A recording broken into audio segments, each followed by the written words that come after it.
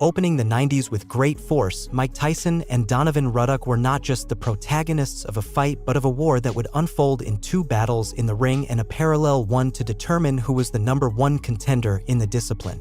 Highlighting the best and worst moments of each, our invitation is for you to stay until the end of the video and join us on this journey filled with deadly left hooks, controversial low blows, and much excitement even after the bell signaling the end of the contest. The extensive battle between Mike Tyson and Donovan Ruddock would begin on March 18, 1991, with the Mirage Hotel and Casino ring in Las Vegas as the battlefield. The fight would be supervised by the critical eyes of judges Jerry Roth, Chuck Giampa, and Dave Moretti, and controlled by the wisdom of referee Richard Steele. Tyson would enter the scene as the #1 heavyweight contender in the World Boxing Council, World Boxing Association, and International Boxing Federation.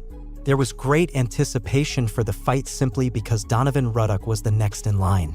Ruddock's professional record at 27 years old was 25 victories, 18 by knockout, 1 defeat, and 0 draws.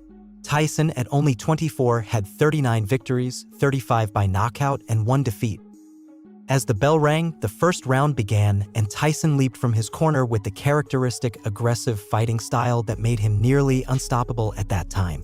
With his body already absorbing powerful combinations of punches, Ruddock sought to land effective counterattacks without neglecting his guard to neutralize Iron Mike's severe offensive. Throwing a big punch, he stumbled after the punch. It's done something, it stopped Iron Mike. An associate minister lets them know, doesn't seem to care. A hard body punch by Tyson.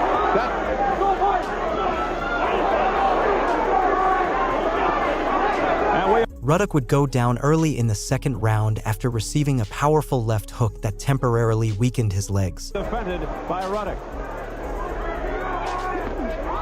Despite surpassing the safety count, he demonstrated that he had much more to offer before being declared defeated. It didn't even get to a warning, but that's the kind of stuff that's going to cost him if the fight continues. Steele will have. Showing that the previous round was no fluke, Tyson would knock down Ruddock once again during the third round. After engaging in close combat with his rival for most of the episode, with less than 10 seconds remaining, another powerful left hook would send Ruddock to the canvas. He just doesn't quite get this. The audience couldn't believe what was happening, and it was evident on Ruddock's face that he, too, didn't fully comprehend the situation. Showing readiness to continue at the count of 8, the bell allowed him to return to his corner and rethink his strategy before Tyson proved that the third time is the charm. Despite staying on his feet, the fourth and fifth rounds wouldn't necessarily be Ruddock's resurgence. Tyson, seemingly punishing him mercilessly like a medieval executioner, applied enough pressure for his opponent to break at any moment. He's got to get his fire going again. Steele, warning. Tyson's promoter, Don King. Integrity or his honesty. Despite actively seeking to inflict some damage with his counterattacks, Ruddock had trouble landing a significant blow on Iron Mike's body, who appeared to be very close to achieving his goal, victory. Tyson opened the sixth round by pushing Ruddock back against the ropes, a move that would be repeated more than once within the time limit marked by the bell. Throwing punches with decreasing certainty, Ruddock began to resemble a punching bag for a fighter who didn't mind breaking his soul with punches if necessary to secure a knockout victory. Who continues to stay on his feet. He's been knocked out 23. Domination by Mike. Ending his ordeal in the seventh round, Tyson finally positioned Ruddock against the ropes to deliver the most deadly combination of punches he had received in his entire professional career.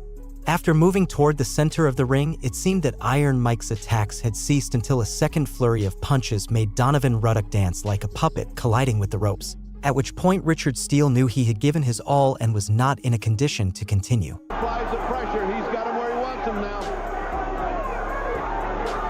Just then. Tyson has Ruddock on the rope. Now the right combination. Steele steps in. Mike Tyson defeated Donovan Ruddock by technical knockout at 2 minutes and 22 seconds of the seventh round. Far from being the end of the war, it would be only one of the two battles that both fighters would engage in to determine who was the ultimate champion.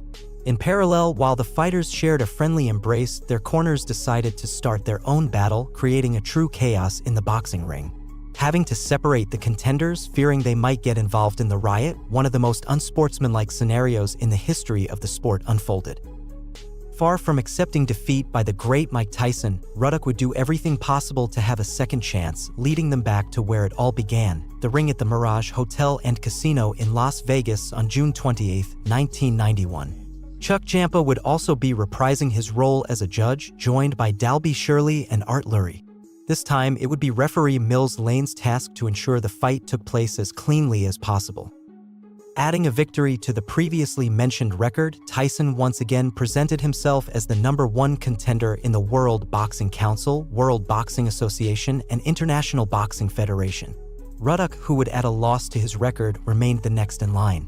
However, he maintained hope that this time he would succeed in overcoming Iron Mike. After the bell rang, the first round of one of the most anticipated rematches for the general public began. From the very beginning, Tyson adopted his explosive fighting style, making it clear to Ruddock that he had to approach him with a different offensive if he didn't want to achieve the same result. A solid right hand by Wobbles Ruddock. As if it were deja vu, Ruddock would go down in the second round after receiving a powerful right hook. Getting up immediately, he only allowed Iron Mike, who seemed out of control, to continue punishing him without showing any mercy. Punches up, says Mills Lane. Oh, down goes Ruddock, off an overhand right.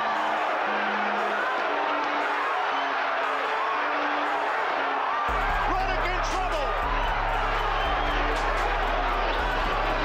Another thundering right by Tyson. And there's blood from Ruddock would taste the canvas once again during the fourth round.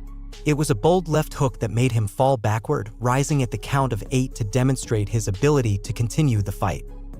From this point on, the fight stabilized, with occasional attacks from Ruddock trying to cause enough damage to slow down or deteriorate the cruel offensive Tyson maintained in each completed round. Closing the 8th episode, Mills Lane deducted a point from Ruddock after, knowingly, he hit Tyson after the bell rang. His chances of winning the fight were becoming slim, and his decision to disrespect the time limits only demonstrated the helplessness he felt in being dominated a second time by the Iron Mike Beast. Again, action after the bell. Both these guys. Tyson, not being the cleanest fighter in the contest, also suffered a point deduction imposed by Lane after, during the 9th and 10th rounds, he allowed controversial low blows to land on his opponent. Wonderful left by Ruddock. Again the low blow. Again another low blow by Tuck. Oh, nice counter punch by Tyson. Another right hand. Hard. Tyson. With both pugilists giving their best, this time, the level of forces remained sufficiently balanced to allow them to reach the end of the originally agreed upon 12 rounds. After the bell signaling the end of the contest, the decision of who would be awarded the victory would depend on each judge's perspective regarding who set the pace of the fight and who submitted to it. When the announcer took center ring, the moods were truly heated. Leaving just enough intrigue to generate more excitement, he soon announced that the result was a unanimous decision in favor of Mike Tyson. Like two gentlemen, both fighters shook hands, shared a hug, and exchanged a few words, putting an end to a rivalry that extended for months, even though Donovan Ruddock couldn't remove the thorn of joining the few who defeated the great Iron Mike. Two battles with similar outcomes but different endings, demonstrating the art of knowing how to lose beyond knowing how to win. If you've made it this far, we can only thank you for joining us in reliving two of the most significant encounters in the journey of Mike Tyson and Donovan Ruddock in the discipline. If you enjoyed our story, remember that there's no better way to let us know than by leaving a like and subscribing to our channel, activating the notification bell so that YouTube informs you when we upload a new video. Now that you know the judge's decision in the rematch, do you agree, or do you think Ruddock fought well enough to have at least lost by a split decision?